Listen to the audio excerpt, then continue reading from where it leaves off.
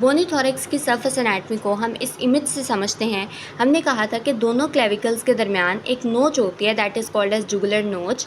Jugular notch से अगर हम नीचे आए तो हमारे पास मेनिब्रम स्टर्नाई होती है and this is the body of sternum. Manubrium sterni body of sternum के साथ जिस पॉइंट पर मिल रही होती है वहाँ एक एंगल बनता है that is called as angle of Louis. Angle of Louis बहुत ज़्यादा इंपॉर्टेंट होता है क्योंकि यही वो पॉइंट होता है जहाँ पर आपकी ट्रैकिया बाइफरकेट कर रही होती है। यही वो पॉइंट होता है जिसके नीचे से आर्च ऑफ एओर्टा गुजर रही होती है। यही वो पॉइंट होता है जहाँ पर आपकी सेकंड रिब की अटैचमेंट होती है। और अगर आपने सेकंड रिब को जो है वो पैल्पेट कर लिया, उसी के रेफरेंस से आप अपनी first, second, third and so on अपनी इंटरकॉस्टल स्पेसेस को इजीली पैल्पेट कर सकते हैं। फिर आपने एक और बात याद रखनी है कि पोस्टीरियरली स्टर्नल एंगल के साथ जो वर्टिब्रल लेवल होता है दैट इज़ T4। एक और बात आपने याद रखनी है कि जब भी आपकी स्टर्नम जहाँ पर एंड होती है वहाँ पर एक जो है वो प्रोसेस होता है that is called as xiphoid process.